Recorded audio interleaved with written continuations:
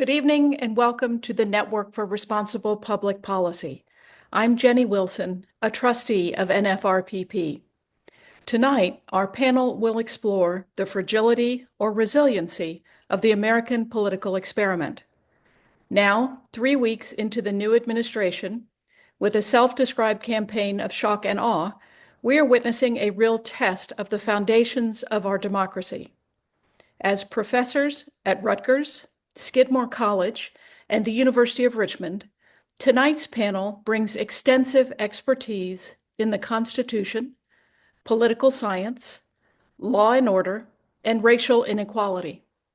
In addition, Professors Lisa L. Miller, Bo Breslin, and Henry L. Chambers, Jr. are all published authors with a lengthy list of recent publications. We hope you'll visit our website, nfrpp.org, to read their extensive biographies. At the Network for Responsible Public Policy, we believe that exploring complex issues is at the root of finding solutions, making meaningful choices, fostering understanding, and finding common ground. Tonight's program is a great example of what we do so well. So, if you agree with our mission, please consider supporting our work. Donor information can be found on our website. Before we start, we're pleased to announce that tonight's program is the first in a series of 3 supported by the McCourtney Institute for Democracy at Penn State University.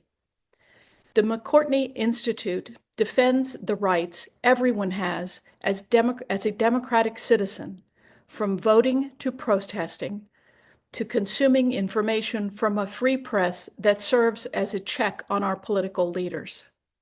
We are pleased to partner with the McCourtney Institute to bring tonight's important discussion to our growing audience. Tonight, our panelists will respond to as many of your questions as time allows. Please use the Q&A box to post your questions. Lisa, Bo, and Hank, thank you for joining us again. We look forward to another spirited Network for Responsible Public Policy conversation. Let's get started. Jenny, thank you so much for inviting us. On behalf of Hank and Lisa, we're honored to be a part of this conversation, and we're always honored to be part of NFRPP. So what we'll do is we will, Hank and Lisa will talk for about 10 to 15 minutes about the current moment, I can't say it's unprecedented, but it is at best an alarming moment in American political history. And they'll talk for 10 or 15 minutes, and then I'll facilitate a conversation with the two of them, and we'll then eventually open it up to audience participation. Lisa's going to go first, and so I'm going to hand it over to Lisa. Take it away. Thank you so much, Bo and Hank and Jenny, and thank you for NRPP as well. Thank you for the opportunity to talk with you tonight.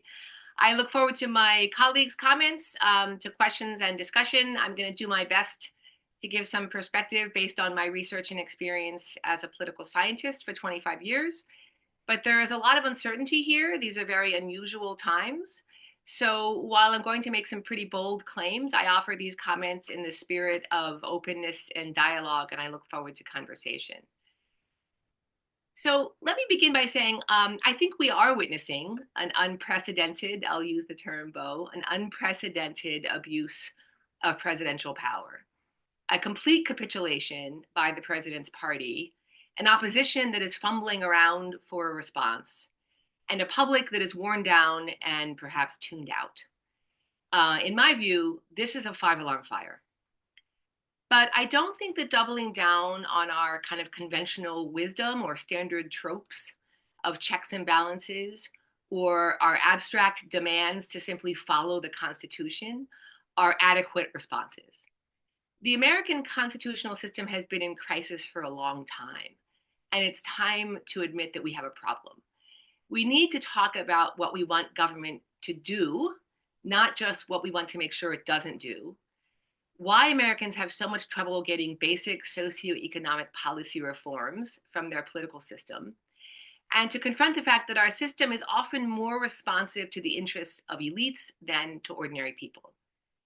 In short, American democracy isn't very democratic. And taking account of this, I think, requires a sober reexamination of how our political structure of checks and balances often facilitates rule by elites and inhibits democratic responsiveness to the needs of ordinary Americans. The standard narrative about checks and balances that I refer to here, the one that I think many of us remember from high school civics, we can sort of picture that triangle in the textbook, executive, judicial, legislative, and the arrows going both ways, with the idea that by separating power in this way, it keeps any single branch or any single set of interests from becoming too powerful. Sometimes we also think of the Senate as serving a checking role, the two chambers of Congress, the Senate as the kind of a saucer that cools the teacup. And sometimes we also think about the check of the federal system, right, as 50 states. And so these are kind of the institutional dimensions that we usually think of when we think of the American style checks and balances. And this concept of checks and balances is broadly invoked across the political spectrum as the hallmark of American democracy and a bulwark against tyranny. So what I want to propose to you tonight are two ways that I think this narrative is deeply flawed, and then offer an alternative way of thinking about checks on power that I think holds promise for reinvigorating American democracy. So the first flaw, I think, is, ironically, that as our nation faces one of the most, if not the most significant national stress test in our history, our checks and balances system doesn't seem to be faring very well. Here are some of the hallmarks of aspiring autocratic behavior that have been on display in the 3.5 short weeks since the inauguration of President Trump. Filling cabinet and other important posts with manifestly unqualified, possibly corrupt, and even criminal personnel solely because of their loyalty to the president. Pardoning those who broke the law and punishing those who enforced the law. Gutting legislatively mandated legislative spending. Co-opting the independence of federal law enforcement for the political gain of the president and those loyal to him. Arbitrarily firing experienced employees of the federal government and either leaving vital positions unfilled or replacing them with unqualified cronies. Arbitrarily eliminating enforcement of basic civil rights. Subjecting asylum seekers to confinement conditions of war criminals, and dismissing and attacking any court ruling that goes against the whims of the executive, to name a few of the most prominent examples that I could think of off the top of my head. These are classic authoritarian tactics for maintaining political power that we see all around the world. Reward loyalty over competence, eliminate the referees, and accuse your enemies of using the very anti-democratic tactics that you yourself are deploying. So how well is our system of checks and balances responding? Well, the only direct check so far has come from federal courts, but courts are slow and have no enforcement power. Aspiring autocrats routinely ignore courts, flood them with appeals to slow them down further, and or hope for some relief in high courts where they've stacked the deck in their favor. Courts are dependent on other political actors who are committed to enforcing the law even when decisions go against them. Autocratic leaders are committed only to their own rule. In federal systems like ours, state governments may have some resistance capacity as well, though I think we're all about to get a national lesson in just how much state and local governments and their programs rely on federal funding. So I think it's a fair question to ask how much states will want to push back when funding for universities, hospitals, energy, roads, bridges are on the line. I don't mean to downplay courts or regional governments as checks. I think they're vital and should be used, but they have proven to have limits in the face of dedicated pressure by autocratic leaders. Often such leaders don't get very far their first time around, but if they can regain power, they come with lessons learned.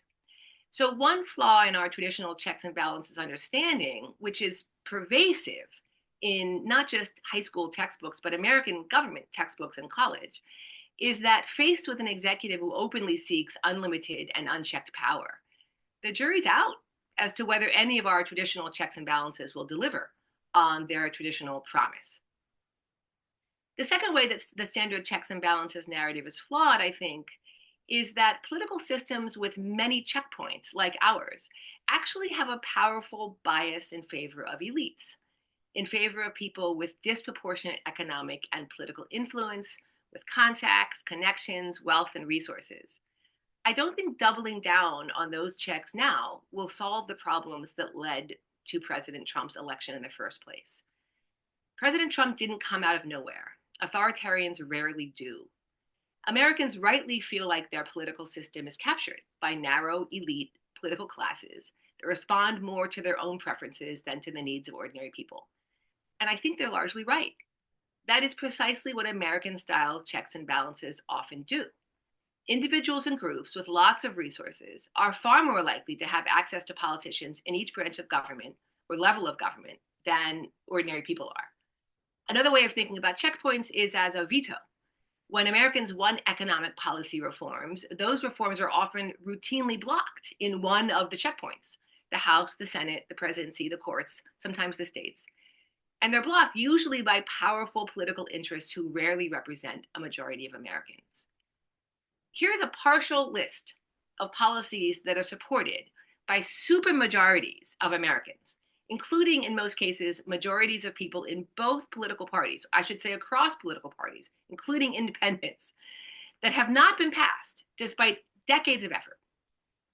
A minimum wage that keeps up with inflation, universal affordable health care, mandated paid family medical leave, protections against labor market insecurity, and for the rich to pay their fair share of taxes. I could also mention the DREAM Act and other sensible immigration reforms and basic gun safety laws, which Americans also support in massive numbers, but which are blocked by powerful political interests, political minorities, often through the United States Senate. So the reason this happens, and the reason why it kind of flips our checks and balances narrative on its head, is because to actually achieve any of these policies requires all branches of government to agree. But to block them requires only one. It requires that a powerful group only find enough lawmakers in one of these checkpoints. Is this what we mean by checks and balances? Whose power is being checked here? Who benefits when government is hamstrung? The power of mass publics to have a responsive government is routinely checked by a subset of political minorities who are very powerful, who benefit from the economic and social status quo. And even when big policy changes do manage to get through the checkpoint juggernaut, they often increasingly face erosion through the veto of the Supreme Court. Over the past several decades, the Supreme Court has weakened congressional legislation on healthcare, voting rights, labor, campaign finance, environmental protection, and gun safety. I should note that another consequence of this fragmented checkpoint juggernaut is the structure of governments, that the structure of government ends up with this kind of layering upon layering of regulatory regimes and red tape. The federal bureaucracy often ends up getting in the way of real policy reform because so many powerful groups, left and right, have insisted on getting their preferred policy outcomes into policy, so that the approval process, let alone the implementation process, is absurdly long, and sometimes reforms never happen as a result. When President Trump attacks the federal bureaucracy, he taps into a not uncommon sentiment that something is very wrong. Unfortunately, the president's problem with the bureaucracy is not that it doesn't work very well for ordinary Americans. We can discuss that more perhaps later. So the second flaw then in our traditional narratives about American-style checks and balances is that American-style checks and balances might be part of the problem. Repeated attempts to produce policy reforms for the public that fail again and again lead to deep dissatisfaction and mistrust in government. The standard checks and balances narrative has little room for how government can use its concentrated power against the negative consequences of market forces to mitigate some of the negative consequences of market forces. Meanwhile, the concentrated power of private sector elites goes largely unchecked. Now for the potential good news. I think it's worth asking why President Trump is doing everything by executive fiat and not going through normal legislative processes. His party controls Congress. Some of what the president is doing, like cutting federal spending and gutting the executive branch, could be done perfectly legally through Congress and without the distraction of lawsuits. But that's not what he's doing. I think the reason is that the vast majority of the president's most significant executive orders wouldn't get through the Republican controlled Congress. They are unpopular, elitist, and undemocratic. And this is extremely important and points to another reason to focus on the problems of elite overrepresentation in governments and public policy. While it's important to draw attention to the autocratic impulses that this administration is displaying, I think what will resonate much more with the American people is that this administration is really just more of the same, but worse. It's elite rule on steroids. Again, like a classic autocrat, the president sees himself and his rich friends, like Elon Musk, as knowing what's best for everybody else. Americans voted for change, but I don't think they voted to turn over the legal, legislative, fiscal, and judicial responsibilities of government to self-dealing elites. What is crucial is exposing both what the Trump administration aims to be, autocratic, elitist, possibly plutocratic, while acknowledging that our constitutional system is broken, that too often it privileges elite interests over those of ordinary Americans. This will require not just challenges to the current Republican Party, but also serious reforms in the Democratic Party to jettison their own biases against mass publics and their preference for elite decision-making. A broad political movement to respond to this moment must have an affirmative agenda, not just a negative checking agenda. We need to seriously reform our political institutions so they better represent the interests of mass publics who don't typically have access to sitting United States senators, wealthy industrialists, or tech bros. And this is my last comment. It's worth noting that the history of the United States is precisely this struggle. This is something I hope Bo can tell us more about. To shed the constraints of elitism and make a more perfect, more democratic union. To have a government that is genuinely of the people, by the people, for the people.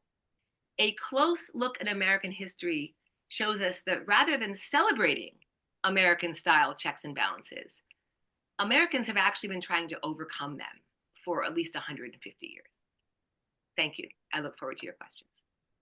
Wow, fantastic. Thank you so much, Lisa. That lots to think about, lots to digest. Let's hear from Hank, and then we'll have a conversation. Well, thank you very much, and Lisa, that was fantastic. Let me put up my slides for kicks. Heck, I prepared them, so by goodness, we're going to take a look at them. What I am going to do is continue to look under the hood. A lot of what I'm talking about is structure, and it's table setting for the conversation and the discussion. So let me go ahead and put them up, and I'll talk about them. We'll go from there. I recognize that quite simply, I violate every PowerPoint rule because I believe that PowerPoint rules are supposed to be ignored. So as a consequence, part of what I do with my PowerPoints is put too many words on them, et cetera, and so forth, but that's fine.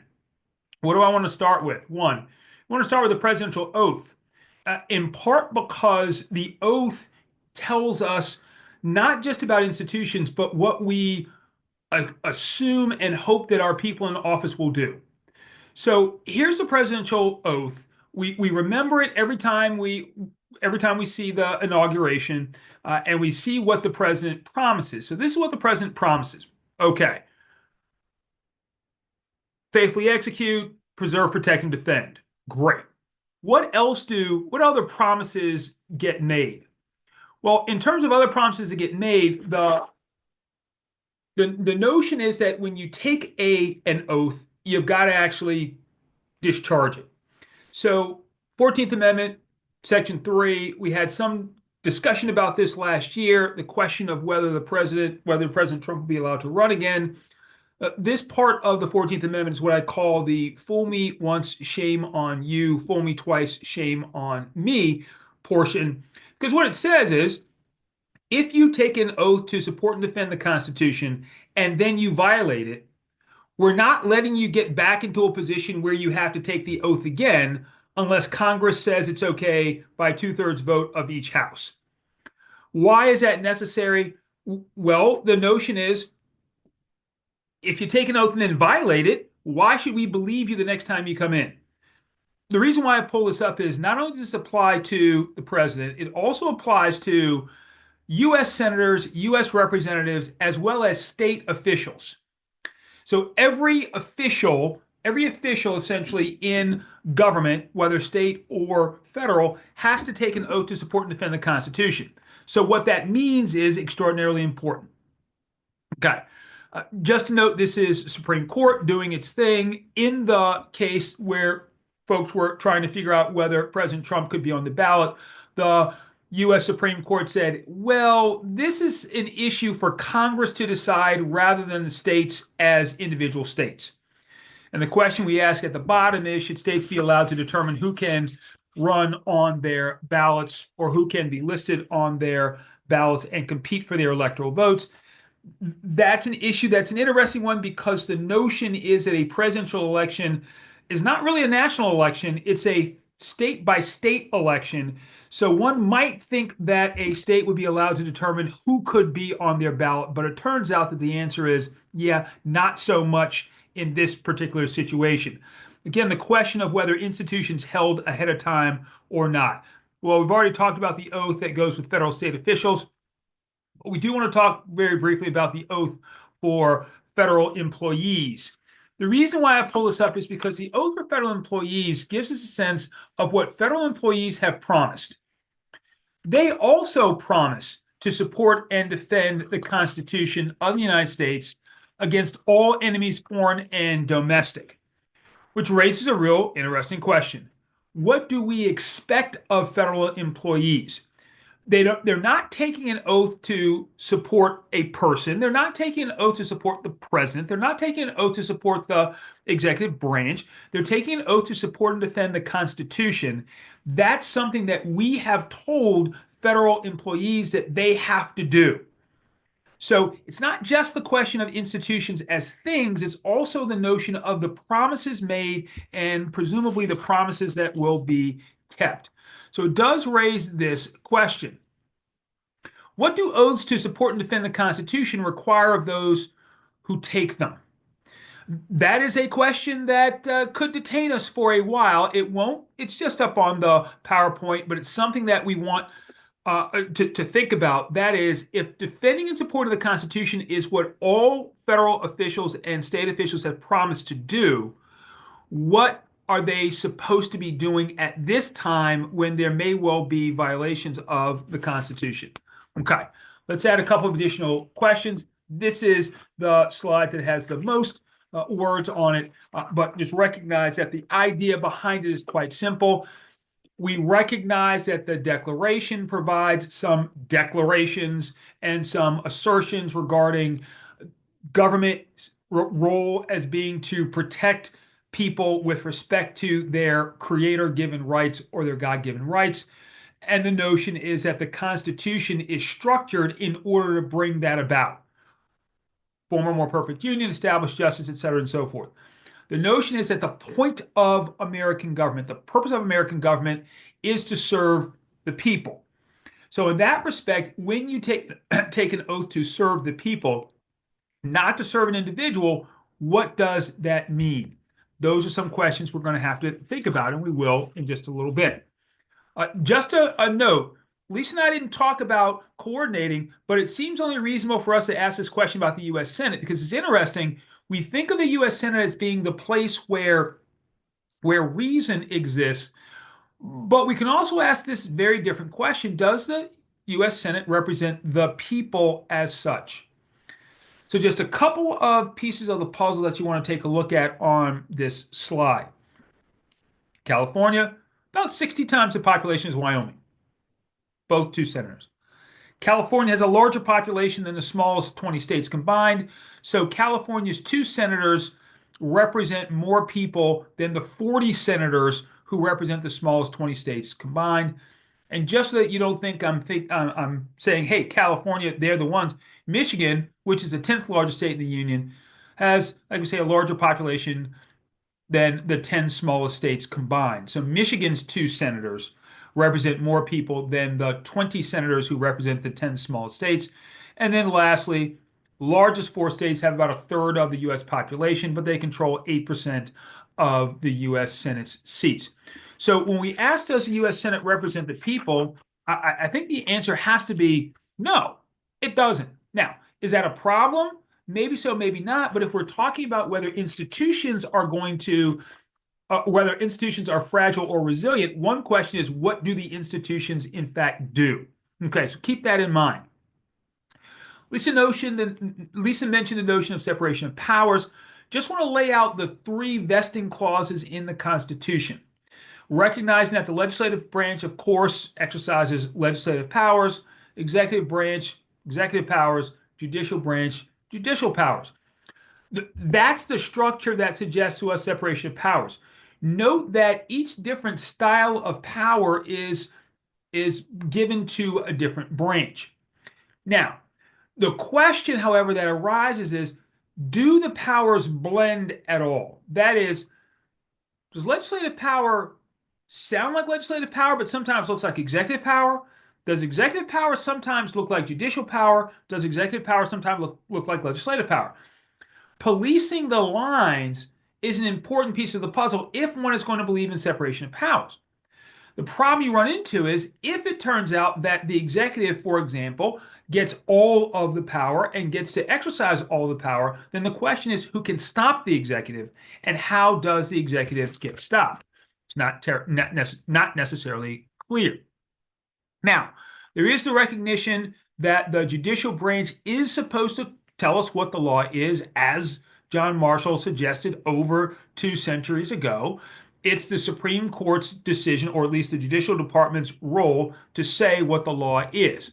Perfectly reasonable, although one may well argue that the president and the legislature may have some say in what the law is, at least to the extent that the Supreme Court doesn't decide all that many cases in a particular year. So lots of constitutional interpretation gets done outside of the Supreme Court because it has to. That being said, though, the Constitution puts in structure life tenure for federal judges. That's an institutional notion, is to ensure the independence of federal judges, because, of course, if federal judges were beholden to the president, it's entirely possible that they might be co-opted. The question then becomes, all right, as an institution, are the federal courts supposed to be the last line of defense? Maybe yes, maybe no, given that the judiciary doesn't control any troops or control any power in that respect. All they have is their judgment, which means that the people or whomever happens to be in government has to listen to the court and believe the court is legitimate in order for folks to be willing to listen to what the court has to say. One danger, as Lisa suggested, is what happens if an autocrat decides to simply ignore judges and judicial opinions. Okay. In terms of thinking about Congress, power of the purse, we take a look at where the power of the purse comes from. Well, there's the recognition that money can't be taken from the Treasury, but in consequence of appropriations made by law. The by law piece is key. The by law means that Congress is going to need to actually act in order to appropriate funds that can then be used for the benefit of the country. That then raises the question, how much oversight should Congress exercise over the executive branch, and should the president be allowed to refuse to spend money Congress has appropriated? Recognize that this second question, I mean, the first question is big, and we can talk about it later if you like. The second question is a big one because the second question can get at the notion of what qualifies as legislative and what qualifies as executive. That is, if Congress passes a law and the president signs it, or the president vetoes it and Congress overrides it, but when law exists and law says we want you to spend money on X, does that mean that the spending of money on X is functionally a legislative function or is it an executive function? That's important because if we say, well, deciding whether to spend money or not is an executive function, then it suggests that the president can simply refuse to do what Congress has said the president needs to do by claiming, well, that's executive power. Right. What qualifies as executive power, what doesn't, huge issue. Right. Examples of presidential powers and duties: commander-in-chief power, pardon power, and then the take care responsibility. Let's just note the pardon power for a moment. It's become a big deal. The question of what the pardon power is about. The pardon power is given to the president and to the president alone. The question is whether the president is supposed to use some reasonable amount of discretion while using it. I think it's fair to say the answer is yes. We expect the president to use discretion and to be reasonable when pardoning folks, but there's no actual limitation on the president. At least there's no textual limitation on the president. What we see when we look at the Constitution is that there are a lot of basic rules, but not a ton of rules that tell us precisely how powers are supposed to be used. Instead, there's an assumption that folks in office will discharge their oath, will be faithful to the Constitution, and won't simply break it. Okay. Unitary executive theory, it's a theory that folks I suspect most of the folks on this call have heard about.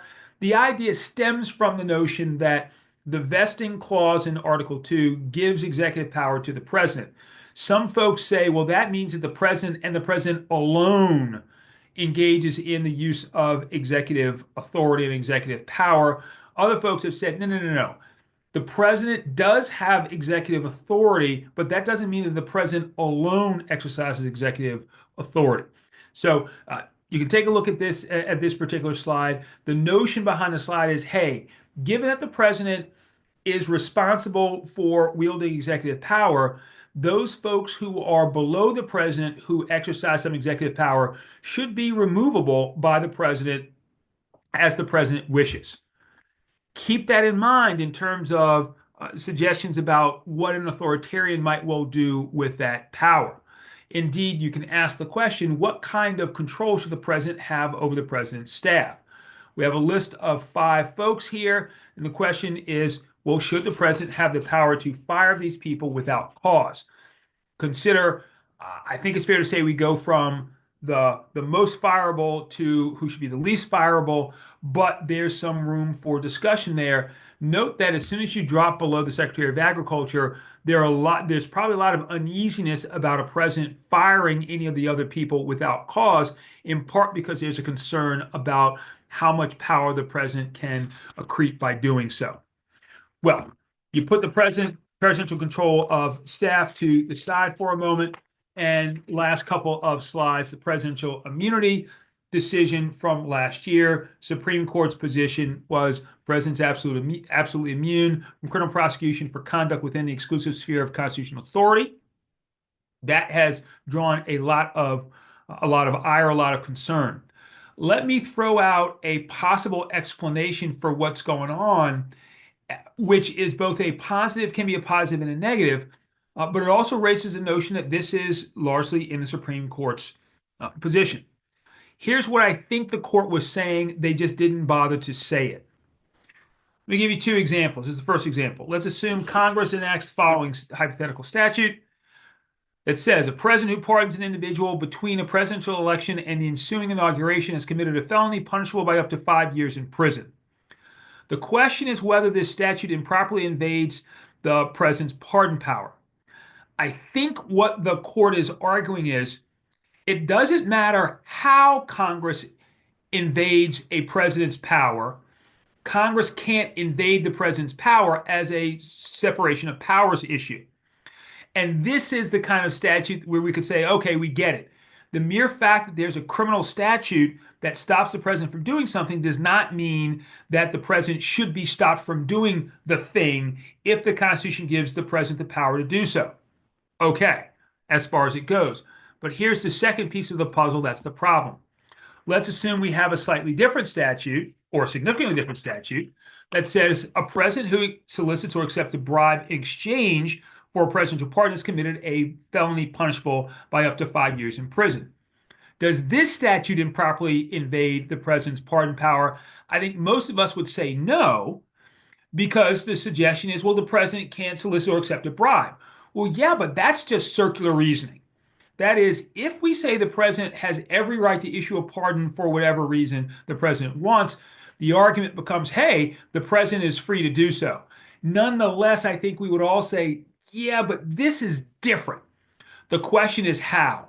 I think the problem is the court's position was we're thinking about the first kind of statute. The rest of us are thinking about the second kind of statute, and that raises the real question. So the last slide and the last issue that we pop up is this. Are our political institutions fragile or resilient? I guess we will see. Let's discuss. All right, we're out.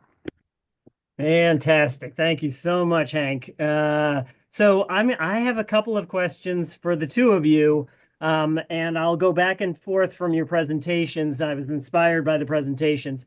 And I'll start with one that I thought about after Lisa's presentation. But they're always, for both of you, brilliant political and legal minds. Are we too far down the rabbit hole in terms of elite influence and power? That is to say, I'm thinking of Citizens United. I'm thinking of the fact that those who would come up with term limits in Congress are they themselves not going to limit their power. Are we too far down the rabbit hole, Lisa, or is there hope that we probably could come back? I mean, look, I don't think you're ever too far down the rabbit hole. There's always resistance. There's always people find ways, to overcome power hierarchies. But I guess I definitely don't think we are. I mean, I think the history, really, in many ways, of the United States is this constant battle, right, to overcome the sort of political economy that really situates not just the wealthy, but sort of class of racial and economic elites entrenched in power. And I think we could point to many moments in American history when movements have just worked for decades to overcome. I like to think about Seneca Falls, 1948, right, the Declaration of the Rights of Women, and it's 1920 till we get the 19th Amendment. I didn't say it was going to be easy.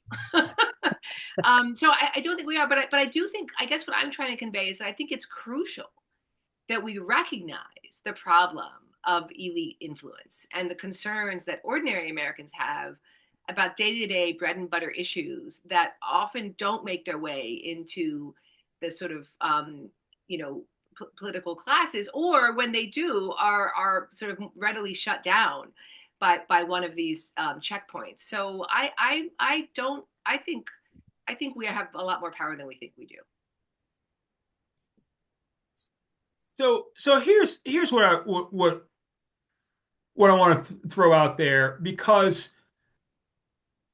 the folks on this call, I'm sure, are down with argument, but argument has become almost impossible to engage in because the assumption is that folks have their priors. So a lot of what I'm going to say is description. When talking about elites and money, hey, look, you make your money, fine, okay, so be it. I think both Bo and Lisa are right that there's some influence here that's a problem, but let me just throw this out for you. Harvard University has a gigantic endowment. Indeed, one of the things that we heard when we heard about the withdrawal of NIH funds was, hey, indirect costs, those institutions are so rich, they can take care of those indirect costs on their own. Here's what I want you to understand. Harvard's endowment is approximately $54 billion. That's a lot of money. Elon Musk's net worth is approximately $385 billion. One person has about 6 or 7 times Harvard's endowment, and the notion is that Harvard's endowment is gigantic. When you think about the kind of influence that individual can wield in our system, that's a part of what's going on, and recognize he is the wealthiest man in the world, but he's not alone in terms of having an exceptional amount of money. So that's part of what we have to think about is when we think about democracy or small r republicanism, are we talking about a single person who has that kind of wealth and is willing to use it in order to push the system in the direction that he wants to push it in. This is arguably less about Donald Trump and more about, or as much about Elon Musk as Donald Trump, as well as the concept of having lots of people around him who have an awful lot of money. I'll stop there. Yeah, $285 million was his contribution to the Trump campaign victory. It wasn't that long ago that 285 million was an entire pot of money for one party, and not that long ago that it was the entire amount for a presidential campaign. So I don't disagree with both of you. Lisa, did you want to follow up? Well, I just want to say, no, I appreciate that, Hank. And I think that, I guess when I talk about elite power, I think I'm thinking about obviously the certainly the wealthiest, the 1%, right? But also the organized groups that represent economic elites, groups like American Legislative Exchange Council or the U.S. Chamber of Commerce, but also, also elite groups on the left, like the ACLU, and groups that have particular interests that may not necessarily be shared by all Americans, and that are have a sort of set of policy preferences that it's not even so much that aren't shared by all Americans, but also that are distractions from the kinds of things that ordinary people are thinking about. But the Harvard thing is so interesting to me because, like, the idea that most college students go to Harvard or even an elite university at all, right, is so distressing. And I think the messaging about what that says about how J.D. Vance and Donald Trump and Elon Musk think about ordinary Americans and college just dismisses the vast majority of young people who go to state universities. Right. And that the disdain that Americans generally have for sort of the wealthiest people controlling the levers of power is not a new phenomenon. That's always been true in American politics. And that's what I think needs to be part of an affirmative agenda to push back against the role that elite groups and elite individuals play in American policymaking. Let me ask you guys a question about party, right? So separation of power, it's well known that the framers didn't anticipate parties as being so influential. And the evolution and the development of American politics is such that institutions and institutional loyalty was I would say, a dominant factor for most public officials for a decent amount of time.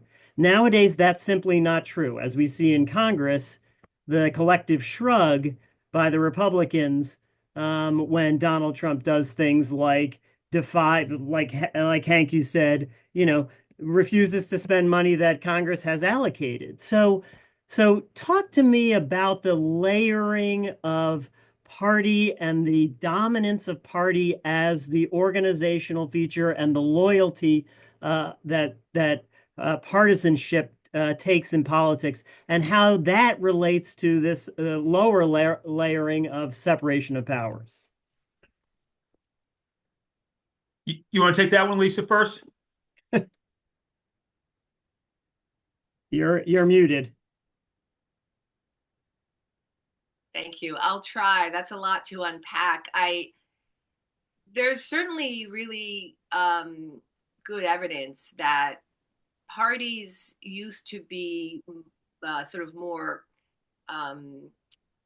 blends of people with a lot of different points of view, and that there used to be a lot of differences between how people voted nationally and how they voted maybe in state and local elections, and that a lot of that has really changed over the past 30 or so years, where people's partisan preferences line up more. The state and local parties have nationalized. There's much more consistency, and people's partisan identities have become more salient to them as there's been greater polarization.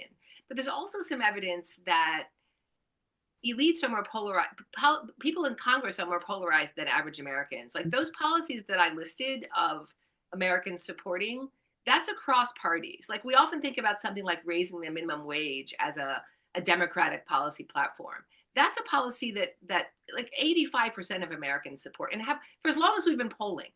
Large majorities of Americans want the minimum wage to keep up with inflation. So some of this has to do with, again, this sort of lock-on power that people, fairly privileged people, have, and so they're engaged in this, this extreme partisanship, particularly on the right. There's Democrats are farther left than the average Democrat as well, but not nearly to the extent that Republicans are farther right. And so some of that separation, some of what we see, this sort of gridlock in Congress, or the unwillingness of parties to compromise and reach across the aisle and so on, it sort of fuels this idea that Americans are just 50-50 down the middle on everything, and they can't stand each other and won't compromise. And I think that's part of the problem of not having a sufficiently small d democratic political system that really allows and facilitates shared interests to overcome some of these something like separation of powers, and to sort of force representatives to speak to each other across the divides. Yeah, I do think there's a fascinating question about whether party has broken down a little bit, just because it's as though the Republican Party is a party of one.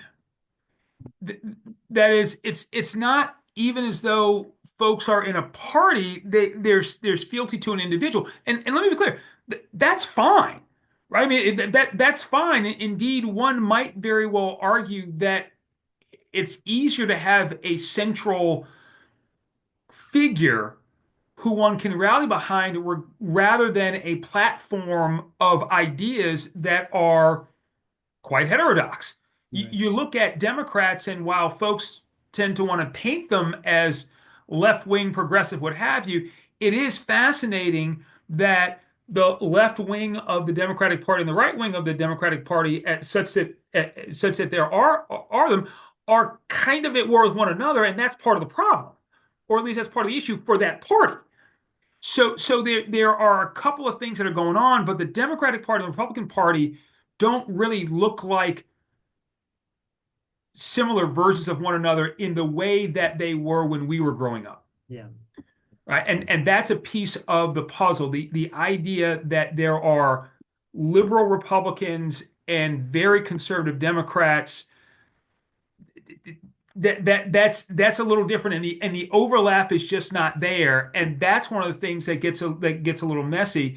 That you have what amounts to party line votes on almost everything. That's different, right? That's just different. I totally agree with you, Hank. I think you're absolutely right, and I think I think what's interesting is that I think you're right as far as Congress, goes. But I think if you go out and talk to ordinary people, there are fiscally conservative, pro-choice people. There are economically liberal, fund more social welfare programs, anti-abortion people. Right. And so I think that's what when I think about ways to sort of reinvigorate the institutions in a democratic way, I mean, finding ways to get those kinds of voices back into or to get them in there in the first place, to our political structure, so that we mitigate some of that extremism, if that makes sense. Well, but how do you do that, right? So one of the questions I have down here, and it's not my favorite, so I'm going to give you guys like 2 minutes each for it, is, do either of you believe that, and this is going to be a terrible thing to say, but do either of you believe that local and state elections are essential to the bulwark of the Trump administration's actions? Because right now the next stage for us is really, in terms of checks and balances, is the midterm elections. What do people do for the next 16 months, 18 months? Yeah, I hope that people pay attention. And that's the kind of thing that sounds so incredibly anodyne that I can almost hear the eyes rolling. But part of what I mean is that people need to ask themselves, what do they actually want? And they need to be honest with themselves. Part of what's kind of interesting is that you can ask what is it that people wanted from the Trump administration, and is that what they're getting? And we can hold each other accountable, not by yelling at one another, but just asking, okay, regardless of whether you voted for Trump or not, regardless of what you want, did you think that this is what we were going to get? Did one think that a takeover of the Kennedy Center is what was going to be next as egg prices continue to rise? Did we think that we were going to hear about taking over the Gaza Strip as though it's the next step with the Las Vegas Strip, which is just incredibly troubling from an international law perspective? Are these the things we thought we were going to get or not? And if the answer is yeah, sure, that's what I thought I was going to get, okay, then maybe the midterms go in one direction. If not, then they go in another. But what I hope is that people will be honest about what they expected from the administration. And if they don't like what they're seeing, they might want to suggest that they vote in an opposite direction. And if they do like what they're seeing, they should be willing to step out and say, hey, I'm pretty happy with it. Having that conversation with each other might well be helpful. And there may be some civic education groups that are willing to help with that process. Lisa. Yeah, I guess I maybe would. I think I'm going to say something similar, but maybe put it in a slightly different way. So like a sort of friendly amendment, if you will. I think it's incumbent upon political parties and political leaders to present people to offer an affirmative alternative, right? Like here's what is happening, right? Inform people, and a lot of it is informing, right? A lot of it is telling people what's going on. People are busy, right? They don't have as much time as we do, as is what we do, right? To sort of find out what's going on. So tell people what's going on, but really offer an alternative, right? Well, here's what's happening. Here's what we propose to do if you elect us. Bo, I'm curious why you don't like the question about state and local government. I don't love the question because as a political scientist who studies the national studies DC and especially the court and the Constitution, I don't pay attention as much as I should to state and local, and I'm ashamed and embarrassed by it. I think answering my own question, I don't actually think state and local elections have that much of an influence on our ability to move the ship. Well, let me, if I may, respond to that for a moment, because I will say this is something that's changed in my own evolution of thinking about how to respond to this moment. And I've been, in my own scholarly work, I've been a critic of American federalism in many different ways. But I've been persuaded recently by some other people's work. This isn't my own research. This is other people's research that have said, look, the one way in which American style federalism, and this isn't really so much about constitutional federalism as just sort of the fact of local and state governments predating the Constitution. Right. The fact that we have state judges that are elected in many places. We elect public officials. We elect elections officials at the state level. We have local and state law enforcement that are beholden to local and state constituencies. These are potentially important areas of resistance. It would be difficult for the president. I noticed somebody in the chat wrote, but what can we really do? What's some real advice? Well, it will be difficult for this administration to control everything that happens at the state and local level. And that means that resistance can flourish. News media, press, organizing, protest, organized groups. Those things have a real capacity to be burnished and grow at the state and local level. So in one sense, one way of thinking about the midterm elections is not only in terms of national outcomes, but in terms of who's being elected at the state and local level and what their positions are on what their state needs, what they plan to do, what they plan to demand of the national government. So those are the kinds of things that I think could be really important in the 2026 elections, as much, if not more, than what happens to the House and Senate. Okay. Yeah, I mean, let me throw in one extra piece of the puzzle, because in Virginia, we do off-year elections. Hmm. So we're going to have a gubernatorial election at the end of 2025. One of the things that is quite important, though, that I think Lisa alluded to, is the nationalizing of parties has meant that a lot of governors are essentially in training for national office. Yeah. So in that piece of in that respect, it's a big deal. So Governor Youngkin here has done a number of things that support the Trump administration, and certainly he's of similar mind on a number of different issues. And that's the kind of thing that can trickle down. When the governor says all school boards in the state will do X, then all school boards in the state have to do X. So in that vein, I think there's a lot going on there. That's part of I certainly agree with Lisa that it would be good if the parties talk to folks. I just have absolutely zero faith in the Democratic Party's communications apparatus. Strategy. Yeah, Exactly. It's just a for joke. sure.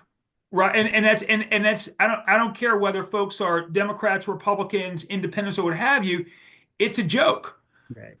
The idea that it penetrates to individuals, I wish that were the case. Just because I wish that Republicans would be honest with their people and Democrats would be honest with their people, and we could have a conversation. But the Democratic communication structure just does not appear to be doesn't appear to be there.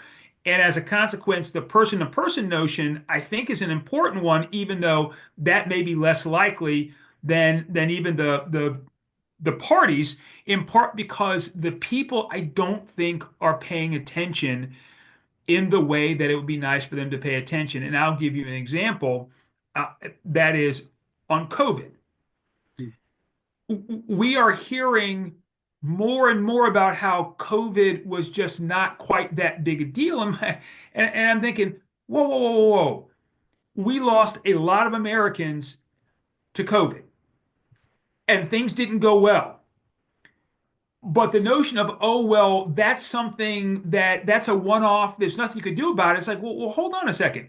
The Bush administration, the Obama administration had plans for pandemics, and that plan was ignored by the Trump administration. That made the situation worse. No one's blaming the first Trump administration for COVID, but how it got handled is something that was a disaster. Yet none of that goes on his watch. That's part of what we have to talk about. You can say the same thing for immigration and Biden, although that certainly caught up to Vice President Harris. But people need to understand how government works and what government does in order to figure out who you want running government. Right? Those are the sort of the pieces of the puzzle. And when things are bonkers, we have to say they're bonkers. When a possible vaccine denier is now the head of HHS, you just got to say that's bonkers. And what are we going to do about it? And when those issues end up at the state level or at the local level in terms of who has to be vaccinated to go to school, those are going to be issues that people need to realize. That's something that may have come about because of what the federal government did as it filters down to states. Those are the kinds of things that people need to think about and recognize when they are voting Democratic or Republican or Independent come 2026. Excellent. Let's transition over to questions from the audience. And Lisa, you're going to answer a question that was posed. Yeah, if I noticed a question in the chat. Somebody asked about my comment that Americans are generally opposed to elites running everything, but how can that be when we just elected an elite man, with all these elite friends as president? And I think the comment was, people are saying this isn't who we really are. Maybe this really is who we really are, right? Maybe we want an authoritarian leader. So two responses. I'll be brief. My comment about people not wanting elites to run everything, that really comes from like decades of public opinion polling. Like people are very Americans, and this is, I think, true across at least Western democracies that I'm aware of, want a say in the rules that govern their own lives. That they don't think that elites know better than they do. That's a fairly standard view. I don't think, but I think it's also true that people sometimes feel frustrated, and if the option is the status quo or change, then change is attractive. And the candidate Trump did a very good job of pitching himself as the agent of change. And he made a lot of claims that were patently undoable or false or whatever you want to say, but change is appealing when people are frustrated. And let's keep in mind that he actually won by a very slim margin, the slimmest margin since 1960. So even in a moment where change candidates have been winning across democratic countries, President Trump won with a very slim margin. So, people, I think, and this maybe in some ways speaks to Hank's question as well. I said I'd be brief. I'm not being very brief, or to Hank's comments. I still think that I put the onus more on party officials and people getting involved in the party and transforming parties and listening to people and getting ordinary people involved in politics to help people understand what's going on and to offer an alternative. And if we don't do that, if that's not done, then I think people will continue to support the person who says I'm disrupting until things get really, really bad. Yeah, and I think that's fair. One piece I want to add to that is, in terms of the margin, Joe Biden beat Donald Trump far more soundly than Donald Trump beat Kamala Harris. Yet nobody viewed Joe Biden as having any kind of mandate to do certain things. Barack Obama pounded McCain as well as Romney by far more than Donald Trump beat Kamala Harris. And nobody said that he had a mandate. And nobody suggested that he was going to do the kinds of things that Donald Trump has said he's going to do. So part of the question is just looking back and saying, this is just a grab of power, not based on the margin of victory. It's just the existence of a victory. And that's something that people need to be honest with themselves about. Right? That power grab is an important piece of the puzzle. And Jenny, I'm going to pass it over to you in 30 seconds. But the other thing about this that I would just add, I couldn't agree with more with the both of you, is the power of social media, right? So if you keep repeating that I have a mandate and you do it in kind of the Trumpian way, it all of a sudden, that power grab becomes much easier, much more relaxed. Sure. Oh, Obama slammed those two candidates and Trump did not, but he's repeated it 150 times and folks now believe it. Jenny, you. Okay. So back at the beginning of the program, we had an interesting question that should be a good discussion. Can you see a way for us not to lose our democracy as we know it? Well, part of it depends on what we mean by our democracy as we know it. Yeah. I think Lisa noted that it's not clear that we actually have a democracy. Because of the way we do elections, it's truly not clear that we have a democracy. One of the things that we could well change, it would take some time, is to move to a little bit more of a parliamentary style system. There are problems with that, there are issues with that, and Americans seem confused about anything other than first past the post voting. But the notion is, should you hear more voices in the legislature? That arguably is the question, because there's an argument that says that we're only hearing two voices right now. One's a Democratic voice, one's a Republican voice, and that's it. And we're not hearing the kinds of people who Lisa was talking about, the folks who have heterodox views on issues. Some Republican, some Democratic, I shouldn't say Republican, Democratic, some conservative, some liberal, et cetera, different kinds of views. We're not seeing that in our legislature. It might be nice if it were there.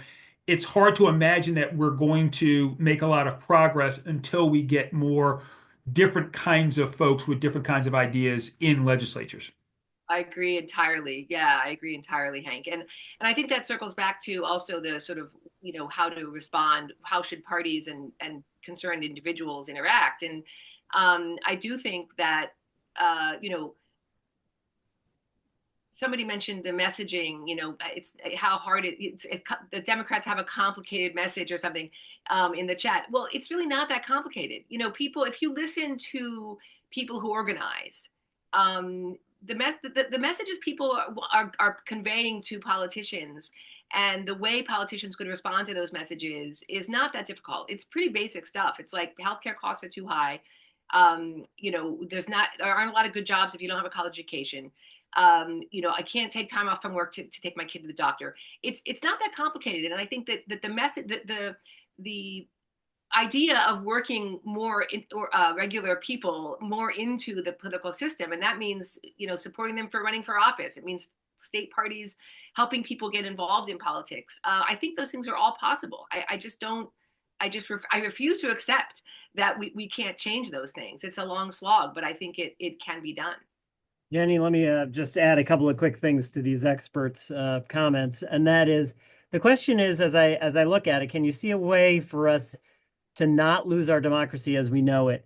A couple of things. I love the ranked choice voting movement, right? The fact that there is more and more local, state, and otherwise elections that are moving towards ranked choice voting. I think that makes a big difference. It might not give us exactly what Hank was hoping for, but just the same, I think it makes it a little bit, makes the situation a little bit better. I would also, it's probably arrogant for me to try to alter the question a little bit, but since we don't really have a democracy, right? We have a republic. I'll say, can you see a way for us not to lose popular sovereignty as we know it, right? This notion of that we control our destiny.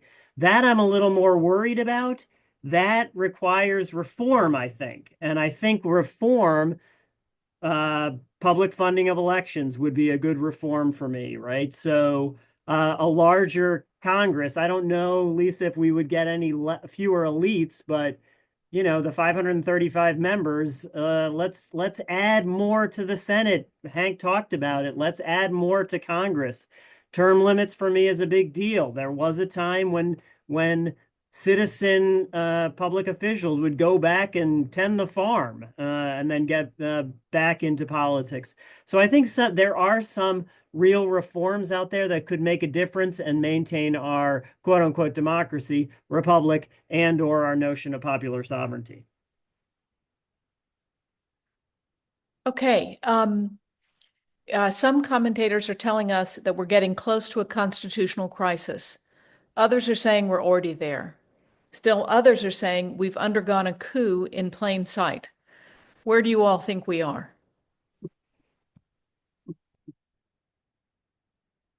Okay, so I'm going to start and then I'll let the better, more capable people talk. Constitutional crisis, sort of, coup, not yet. And I don't know what the third one was, but are we in a constitutional crisis? Sort of, because as Lisa and Hank have both pointed out, Congress's collective look away from some of the things that the president is doing is borderline crisis, right? So whether it's the materials that Lisa talked about, the examples that Lisa talked about, the quick examples, or whether it's the funding question that Hank asked about, yeah, I am deeply troubled. I think there is a crisis when at this point the president can simply either ignore or violate the law that has been passed. Is there a coup? Here's what I tell my students. Talk to me in 8 years or 12 years when we've had a couple more elections. Right now, the institutions are working. Are they doing what we need them to do? No. Lisa was pointed that out beautifully. Are they doing exactly what they want us to do? No. But we had an election. Biden got out of office. Congress swore in their people on January 3rd. We still have local elections. Courts are still doing their stuff. Is it exactly the way we want it to be? No. And executive orders are one thing. But for the most part, I'll say 90% of the institutions of government are still functioning the way they were intended to function, even if even if the checks and balances, separation of powers is stretched thin at the moment. Yeah, I think I tend to agree that we're not in crisis or coup mode. We're in the mode of Congress being supplicant. And that's something that Congress arguably is allowed to be. If they want to abdicate their responsibility, then they can abdicate their responsibility. I'm not sure if that turns us into a crisis. The problem, of course, that arises is we recognize that the president is not supposed to be a strong man. So as the president moves in that direction, it seems inconsistent with our structure. But to the extent that our structure may not be broken, at least as long as the president continues to abide by judicial rulings, that's the issue. Part of what's going on is I think the president is saying, I want to push as many boundaries as I can, and the courts can stop me if they want to. That's kind of what happened in the first administration. Keep pushing, keep pushing, keep pushing. And when the courts say stop, he stopped. Well, I think the question is, can the court stop all of these things? And when you add that to Lisa's point about putting people in positions, in cabinet positions where they can do a lot of mischief, that may overwhelm the courts. It may be that lots of things get through that courts can't really stop. That is an issue. I don't know if it's a crisis. It's an issue. The bigger question, I think, or a big question that we have to ask is, the people have very little power over the federal government because elections are 2 to 4 years apart or 6 years apart for senators. There's no right to recall. There's no right for the people to pass initiatives or referenda. So the people actually have very little power over the federal government, and that's something that people don't really realize. So that's where it's difficult to say, well, the people should rise up. Rise up and do what? All they can do is elect people. They can't pull them back. So it's a hard piece. But I'll stop there. No, I echo. I agree. You guys have really made great points. I guess, just want to say one thing it's a little bit different, but I hope it informs this, which is I heard a commentator say a couple of years ago, people who say they don't care about politics or aren't interested in politics have never lived one day without politics. This was said by somebody who grew up under South African apartheid. And I think it's absolutely brilliant comment, right? If you think you're not interested in politics, well, you should try living in a place where you can't have any access to politics, which is the struggle for power. We have lots of politics in the United States. That's not a bad thing. That's a good thing. It means we have lots of spaces and lots of room where we can exert resistance, where we can get involved in the organized combat of politics, where we can express our preferences. We can protest. We can go out and make it clear what our objections are. And so I think there's lots of room for politics in the United States still, even as I agree with, I think, what Bo and Hank are at least implying, which is, this is a constitutional crisis, though not a coup. But I think we're in perpetual constitutional crisis. So to me, this is just elevating what's always true. Right. And I'll say, Jenny, one more thing, because Lisa reminded me of it. So one of the things that I found so interesting about the first, what are we, Lisa, 3.5 weeks, did you say, into the administration? I've kind of lost count. One of the things is, it's clear that a couple of things are happening, right? One is the buckshot approach. I call it the buckshot approach, that the president is, shooting everywhere possible in the hopes of getting media attention. So the media plays a role in this. And some things will stick, some things won't. but the barrage, the dizzying array of stuff makes a difference. So I did a little informal paying attention to one story that lasted only a few days and see whether or not that was going to have legs. And that's the story where Trump comes out and says, in South Africa, we're going to try to give the white Afrikaners their land back. And I'm like, what? How is that possible? Right?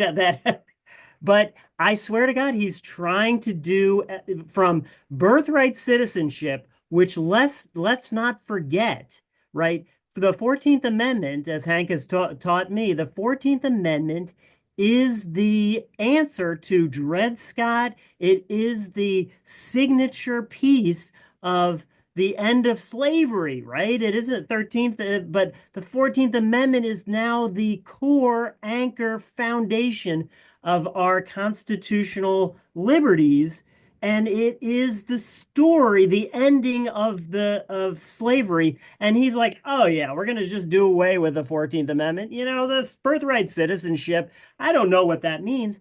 That to me is utterly crazy, in the same way that let's give whites back their land in South Africa as if he has authority to do it is as crazy.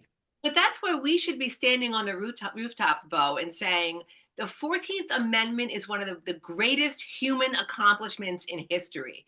It is not just an amendment that ended slavery. It's an amendment that actually a huge number of Americans rely on when they go to court and get due process and get equal protection in their states. That's where we need to be making those things clear, right? And by the way, Steve, what you called well, I forget the word you used about all of the sort of fire hose of Buckshot. Steve Bannon called that muzzle velocity.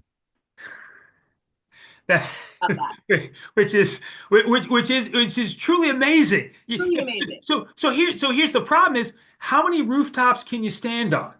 Right. That's the kicker. Because Bo noted giving the Afrikaners their land back, and then Trump said, "Oh, you can come here. We'd love to have you come here." Ironic that he's inviting Afrikaners here while kicking other people out who have come, who say Haitians, for example, who are fleeing actual problems. Oh, we're going to call them bad people and throw them out, but we're going to bring Afrikaners here. And of course, the Afrikaners like, no, thanks. That's we're good.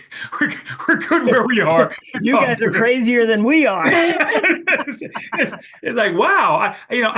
There's so many things that I didn't have on my presidential bingo card 3 weeks ago that are happening, that it's just quite interesting to ask folks, is this what you wanted?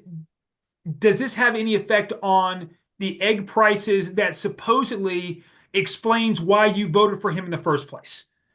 That's the piece where I hope people are willing to continue to look at those issues. And if they like what he's doing, great. But if you don't excuse it. Right? I mean, oh, that doesn't matter. Oh, no. That's important, because if it was an important enough reason to vote against Kamala Harris, then it's got to be an important enough reason for you to hold Donald Trump's feet to the fire. So I think we're kind of circling around this question. We know that many people tend not to understand how government works, and yet some are disillusioned with politics in general. That said, do you feel the day-to-day nonsense that is going on in Washington is going to make people wake up and pay attention? Or what is going to finally make them wake up and pay attention is maybe this, the second unasked part of that. Yeah, I guess one question I would ask is what is the day-to-day nonsense in Washington? Right. And because there's some interesting things. I mean, every day, 90% of the federal workers, like Bo was saying, 90% of the folks are just getting the job done.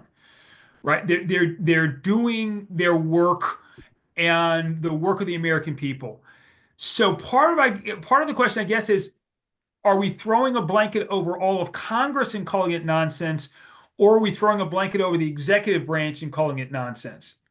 Because I think that those are two different pieces of the puzzle. In terms of the the nonsense that's coming through from the last few weeks, I guess we have to keep on keeping on in terms of just looking at it and remembering it the next time one goes to the polls. I have been so interested in seeing folks just forget what the first 4 years were like, and forget the positives as well as some of the negatives that occurred in the last 4 years. And again, no one's saying that Biden was great. No one's saying that Trump's first term wasn't a positive for his people. But forgetting about also, and frankly, we haven't mentioned January 6th either. That's the other piece of the puzzle is we arguably lost our democracy on that day when lots of Americans decided that rather than accept a loss, they were going to riot. And that's a piece that we also arguably ought to continue to talk about, even though I folks say I'm just tired of it. Well, that's kind of a core issue, and it's something we're going to talk about in terms of when you lose an election, you just take your loss. That's democracy. Democracy is you lose an election, you move on, not you lose an election and then you throw a hissy fit in order to try to win. Those are the things that are problematic, and we have to get back to that. That you lose an election and you move on the same way that we had done for the prior 200 plus years. I'd like to take the other part of the question, which is, will people wake up? And answer the question by challenging the question.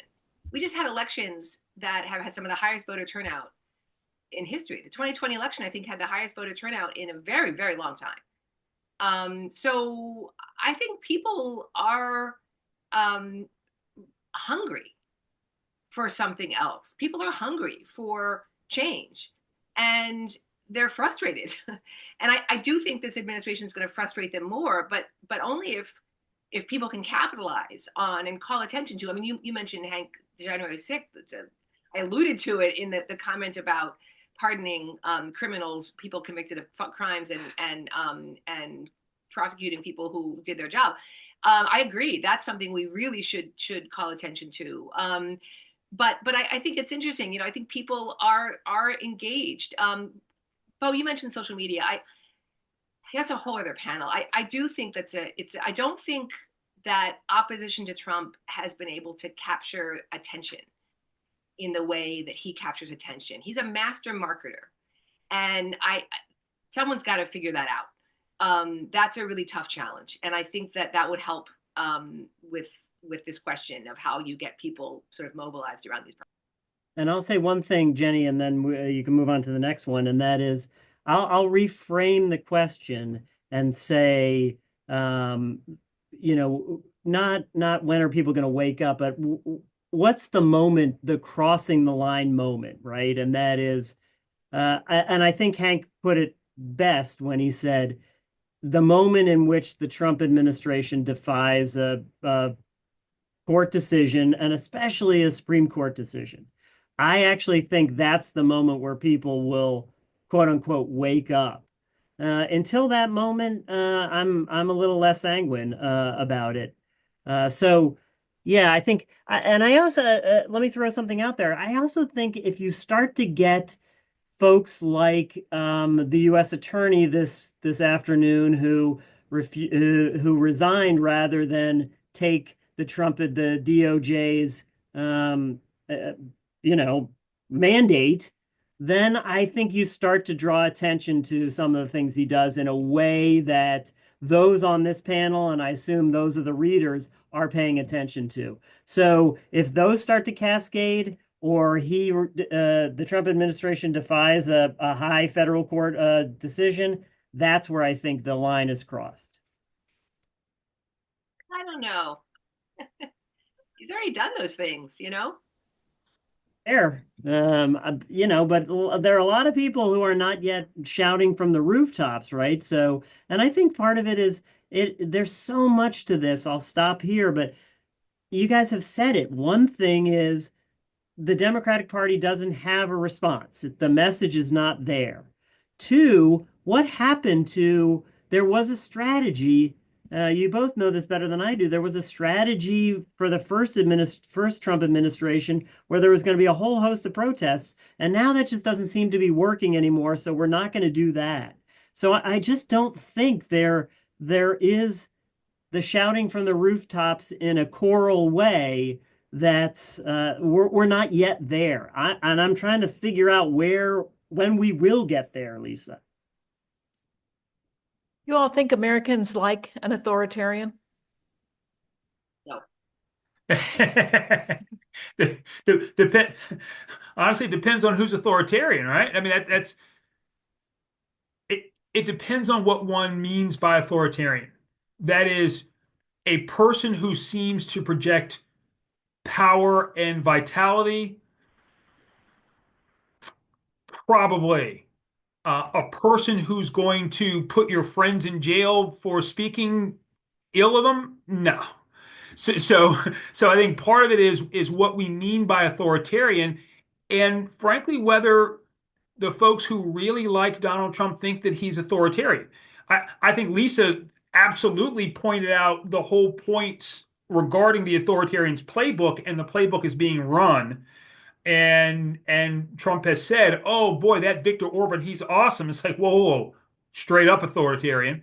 Uh, but whether people think of President Trump as an authoritarian in the way that we think of authoritarians, that I'm not sure about. Yeah, right. I sort of impulsively said no. I mean, I think people, I said it earlier, right? People, when they want change and they're incredibly frustrated, I think people can, sometimes people make choices that end up being, really bad for them because the choices, they see the choices that aren't great. But I really don't think there's definitely a cohort of Trump supporters, sort of hardcore MAGA people, who unfortunately are part of a long history in the United States. It's the John Birchers, it's the anti-integration, it's misogyny, there's a whole that exists, that's real, and I think they would support just about anything Trump does. But I think a lot of given the how many demographics shifted to Trump in this last election, even if subtly, I think a lot of people just didn't listen and didn't think very much about a lot of that rhetoric. I think they just thought he just says stuff, but he's going to make the economy better. I think that's what it came down to for a lot of people. Now, whether people will resist the sort of more authoritarian moves, I think depends a lot on how hard his actions hit them. As Bo said, whether it's people realizing more, or whether inflation goes up, inflation means, whether inflation happens, right? Whether people can't send their kids to universities because universities are shuttering because they're not getting money. Whether people can't go to hospitals because hospitals are closing because the money's not coming through. I think these things could also generate some real change. But I don't think a majority of Americans voted for somebody who is going to who would that they think should just be able to do whatever he pleases on his own personal whim for his own personal interest. And let me just say, Jenny, that NFRPP should do some sort of panel about candidates, because I actually think, and this might be a controversial thing to say, I was all in for Kamala Harris, but I didn't think she was a great candidate, and I didn't think Joe Biden was a great candidate, and I obviously don't think Donald Trump is a great candidate. So why are there, and again, we're talking about presidents, but I would say governors too. There's some good governors out there. The Democratic Party, I think, has a pretty good bench, right? Josh Shapiro is good. I think Gretchen Whitmer's good. I think there's some people out there. But people are not stepping up to public service, at least since Obama, which is not that far in the past. But people are not stepping up to public service in the way that I think we need them to, right? And so how do we get better candidates for positions of power is just a alternative question to, do we like autocrats? Okay, so now we've got a couple ideas for future programs that we hope you will join us for and help us put together. We've run up against the end of our program. And I think we probably could go for another half an hour, but I don't know that our audience will stick with us that long. So I want to thank Lisa, Bo, and Hank for your time and your expertise on a topic that is clearly so important to this moment. Your perspectives will help us all shape our views on what's going on and consider how we can each respond. And thank you to our partner, the McCourtney Institute at Penn State University. We encourage you to visit their website, democracy.psu.edu, and sign up for their newsletter and connect with their Democracy Works podcast series. Please join us in 2 weeks on Thursday, February 27th, for a discussion with Professor Lawrence Lessing on ending the corruption of money. Again, thank you all for joining us. And Lisa, Bo, and Hank, thank you so much for your time and your wisdom. Good night. Thank you all. Thank you very much.